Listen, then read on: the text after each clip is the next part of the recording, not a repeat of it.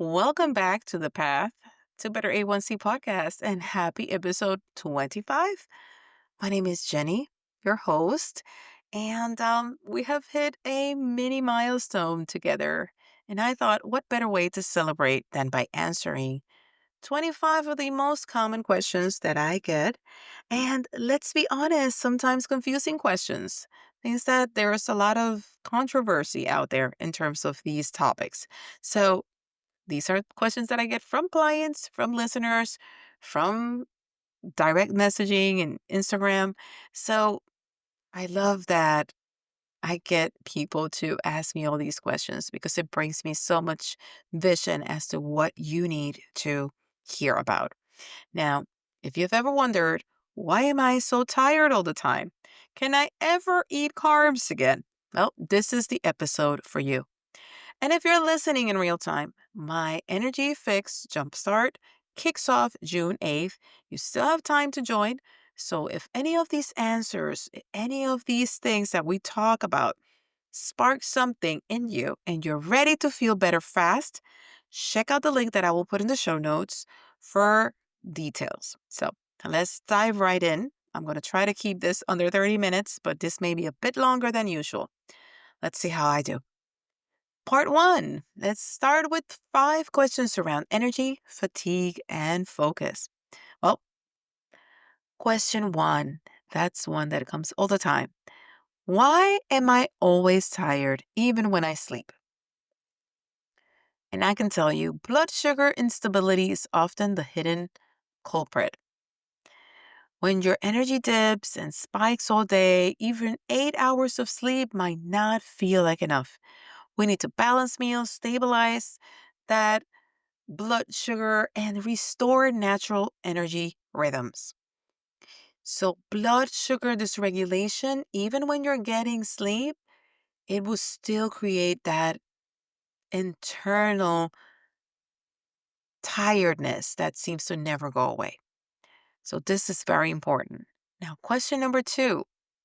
What's the difference between mental fatigue and physical fatigue? And I hesitated adding this question because I'm like, oh, I think everybody understands this, but not really. And I'll explain why. Mental fatigue shows up as brain fog, irritability, and trouble focusing. And it actually is often linked with blood sugar crashes.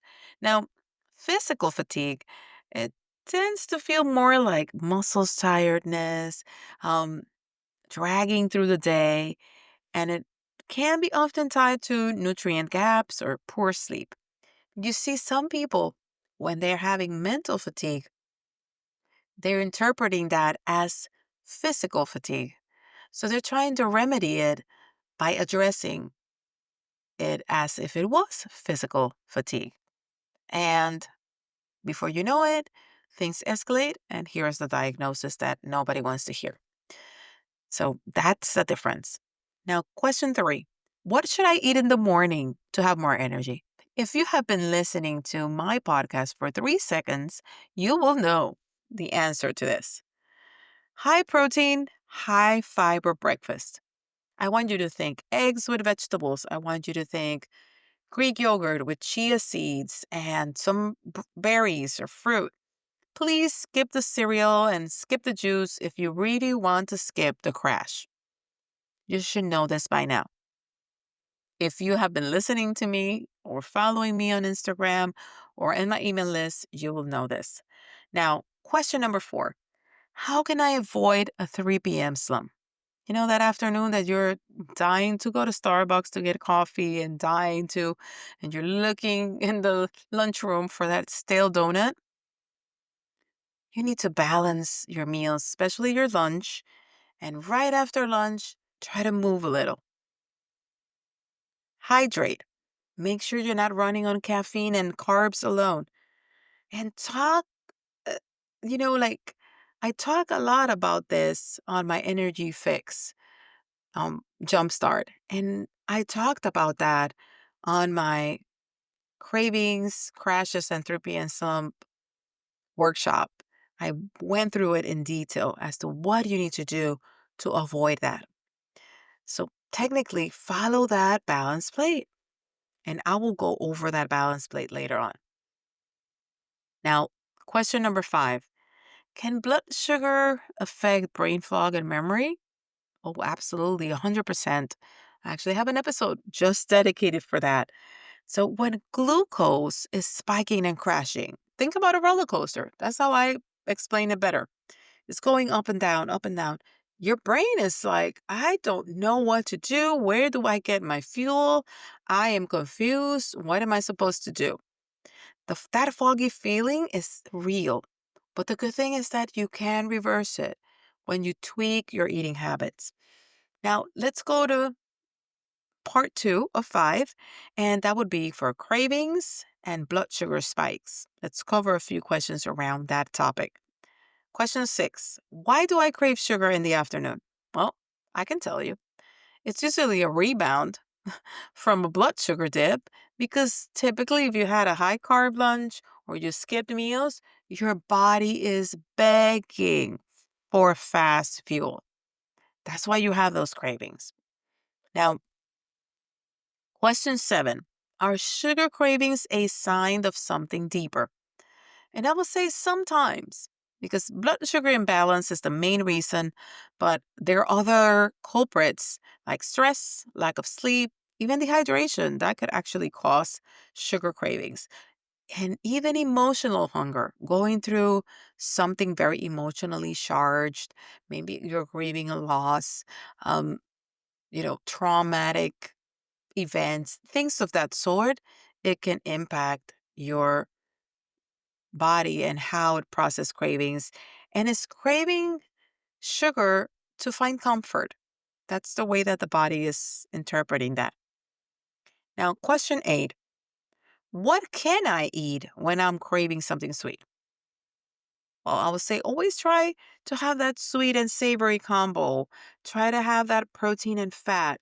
And the way that you will translate this, if you're having an apple, add some nuts, add a string of cheese, a meat stick, peanuts, or dark chocolate or walnuts. Like add something to it.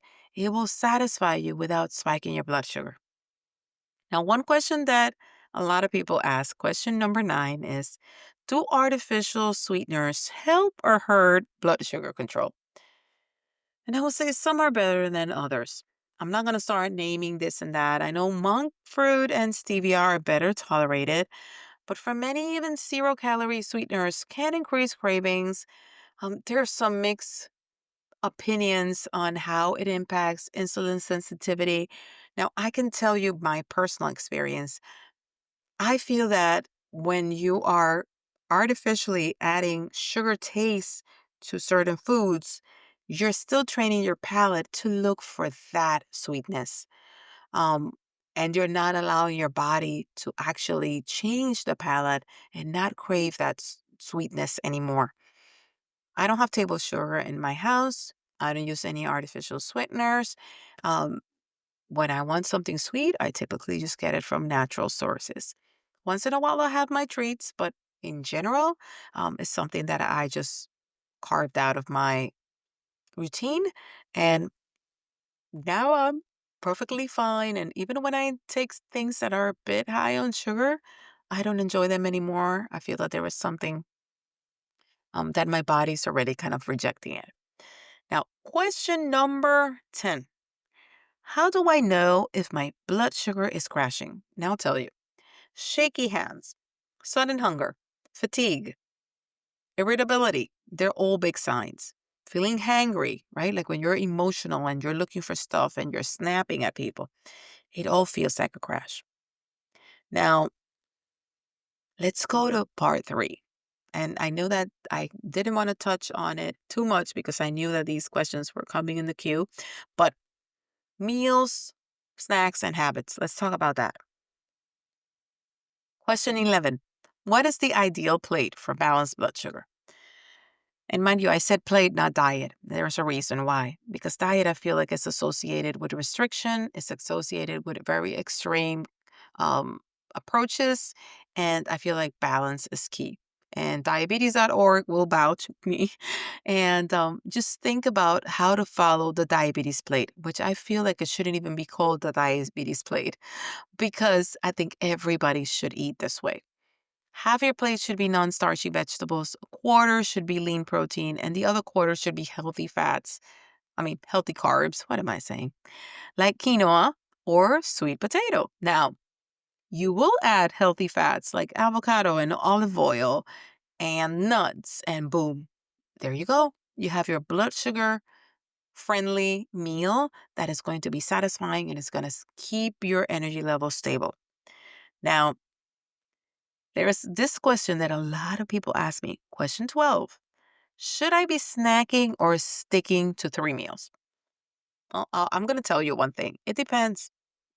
If your meals are balanced and you're not crashing between them and you still have that steady flow of focus and energy, you may not need any snacks. But if you're just starting to stabilize your blood sugar, or based on your schedule, if you're having this long gap between meals, planning some snacks can actually help prevent these sugar dips. So I will say you need to assess. Now, question 13. Is it okay to eat carbs if I am pre-diabetic? Yes. It's not about cutting carbs. I keep saying that all the time. It's about choosing the right ones, and it's about pairing them wisely, and it's about eating them in the right order. So, fiber rich carbs like beans or lentils digest slower and they keep your blood sugar steady. Follow that diabetes plate. That will do wonders to your blood sugar and your energy levels. Now, this is another one that nowadays everybody's talking about what? Protein and the keto diets and all these other diets. Now, the question is 14, how much protein do I actually need? And I will say that most adults, they will benefit from having at least 20 to 30 grams of protein per meal. Per meal. Now, that can be roughly about 4 or 5 ounces of chicken, fish, tofu, Greek yogurt. Those are great sources of protein. And yes, it will make a huge difference in cravings and energy. And there are some calculators from reputable sources in the internet that you can go and try to calculate. Some of them will come with very different numbers, but most of them actually will point that most of us, and I'm going to include myself in the mix, most of us may need more than 100 grams of protein per day. Now, be mindful of that. Now, question 15. What are your favorite go-to meals for steady energy? I love chilies.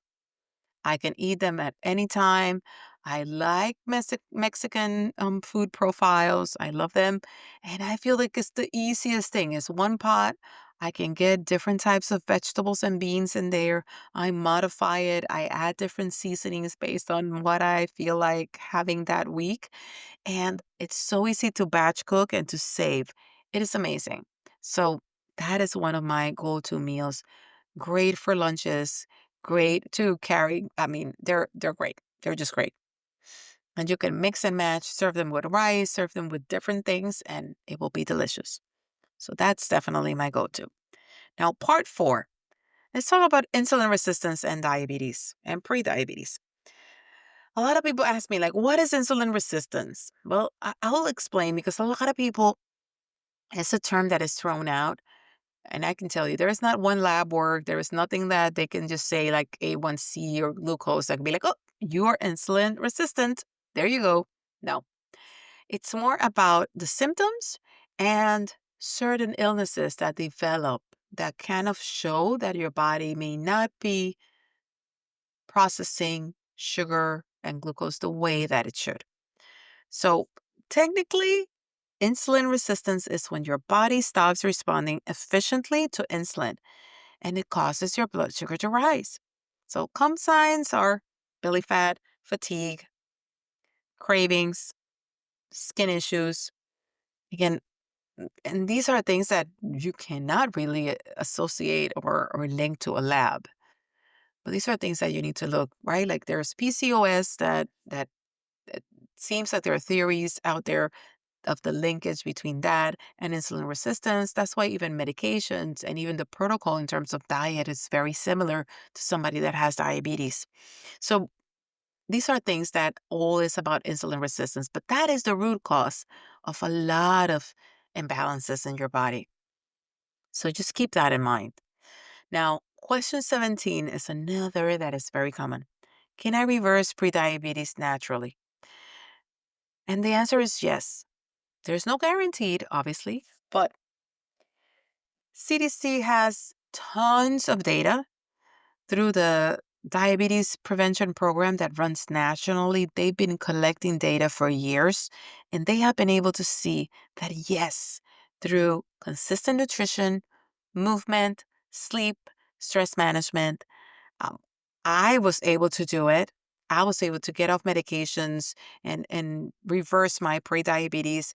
And I have been able to maintain it while having a balanced meal and addressing all of these lifestyle habits and still having carbs in my diet. And I have been able to maintain it at normal levels. It takes commitment, a lot of changes. Like I said earlier, I don't have table sugar in my house.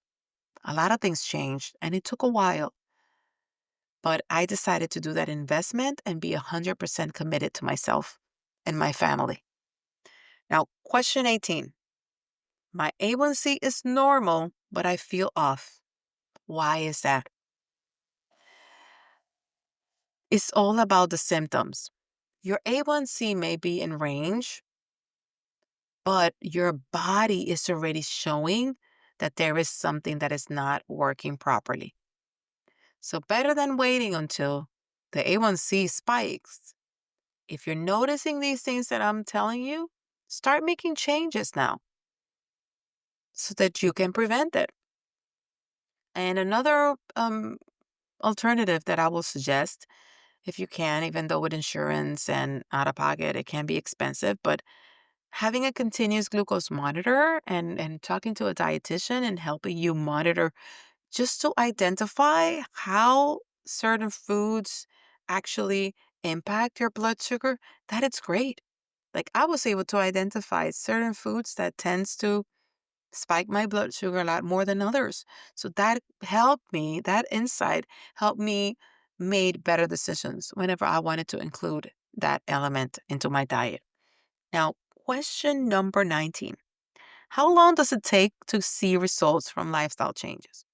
Well, and I just kind of said it.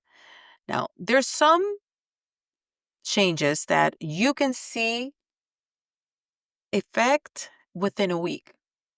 That's why I have the 5-day jumpstart. There are certain changes that you do that by the end of the week, you are going to see changes. Now, if you're talking about A1C levels, they take 2 to 3 months for even show in that blood work. But you are going to likely feel better way before you get those labs. You're going to feel more energy, fewer cravings. You're going to know that something is different. And hopefully that is motivator enough for you to continue. Now, question 20. What's the fastest way to lower blood sugar without medication? And no, I'm not talking about these fads or all these theories about drink this or eat that. I would say focus on protein forward meals and incorporate a short amount of movement after your meals, 5, 10 minutes. Start reducing those processed carbs, right? Most of these processed carbs have no fiber or very little fiber. And try to get enough sleep. It's all about a combination of different things. And that alone, it can move the needle very fast. Now, last section, last 5 questions. Let's focus on sleep, stress, and lifestyle. Now, question 21. How does sleep affect blood sugar and cravings? And I think I mentioned it before, and I've mentioned it in other episodes. Poor sleep increases cortisol, it increases hunger hormones, and it can actually spike your blood sugar, your cravings. It decreases insulin sensitivity. I mean, all of these things are happening just by poor sleep. So even one night of bad sleep is actually studies out there that they can raise fasting glucose very fast. So just think about that. Now, question 22. Can stress alone raise my blood sugar? And I will say yes. Chronic stress elevates cortisol. And again, it will tell the liver to release glucose. And even if you haven't eaten, that glucose is going to be released. And stress management is just as important as food. Stress management is actually one of my core pillars for the A1C reset protocol that I created. Just because a lot of people focus on nutrition and they think that nutrition is the only element, and it isn't. Question 23. I don't have time to work out. So, what's the minimum that I need? I've had a client saying, like, do I really need to exercise? I want to go to the gym. I don't want to do this, or I hate sweating. I had like one client that actually said, I don't like the feeling of being all sweaty. Well, I can tell you that even 10 minutes of walking after meals can make a difference. Movement doesn't have to be long or intense to help with blood sugar and energy. So incorporate that. I've had clients that start with 5 minutes and then they build up. But I have to say, the CDC guidelines say you should exercise 150 minutes of moderate exercise and include 2 days of full body strength training workouts. That should be the golden standard. But it doesn't mean that you have to hit that from day zero. You build yourself up until you get to that milestone. Now, question 24 is one thing that also clients ask me a lot. What is more important, diet or exercise? And while have to admit nutrition is usually the bigger driver for blood sugar control, exercise supercharges your results like nothing else. Together, they are a powerhouse. So while some clients are resistant, we always work through their schedule and look at where can I squeeze 5 or 10 minutes of movement. Just squeeze them in there. Because guess what? If you add small pockets, you may actually already have your 30 minutes of those 5 days that the CDC recommends. So think about that. And question 25, last question. I know what to do, but I just can't stick to it. What is wrong with me? Some people actually speak very harshly to themselves. I'm stupid. How come I don't get it? I know all this stuff. What is it that is happening that I cannot commit to it? So I'm here to tell you, practice grace with yourself. Nothing is wrong with you. What you need is structure, support, systems, and something that fits your lifestyle so that you don't have to be with shame. You don't have to feel responsible that, oh, I created this. Because a lot of my clients, they come with a lot of guilt and shame. And while, yes, there are consequences to a lot of our choices, well, they're making a choice now to make a difference and to change. So I always tell them, okay, you can't go back and change the past, but you're doing something now to change how things are coming ahead. And guess what? That's what health coaching is for. That's why I love what I do. I love to help people initiate change and not only initiate, but sustain it, making it sustainable. Because willpower will fade. It does fade. But routines that are sustainable, they last. Okay. 25 questions, 25 answers. Hopefully, a lot of light bulb moments for you. And if one of these made you say, oh, wow, that's me, you're not alone. I cover these exact areas inside the 5-day Energy Fix Jumpstart. and even as part of my A1C reset protocol, my signature program. So we typically work together to cut through the overwhelm, balance meals, get your energy back. So for the Jumpstart, it is again 5 days. We start June 8th, and I would love for you to join. Check the show notes, send me a message if you have any questions. And if you want to keep learning, I've got like the blood sugar balancing snack list, and there are a couple of other free resources that are coming available that I'm working on them. So keep checking the show notes or go to my webpage, www.jennypena.com. And over there, you're going to get all the information. So here's some more energy, fewer crashes, and feeling more like yourself again. Thank you so much for listening to the Path to Better A1C. Make sure you're subscribed so you can get a notification with brand new episodes that are coming every Friday. And feel free to share with any friends and family that you feel may benefit from this podcast. Because ultimately, I just want to bring lots of awareness about diabetes prevention, how you can incorporate changes that are sustainable and that will create positive shifts in your health and wellness. Have an amazing rest of your week. Goodbye.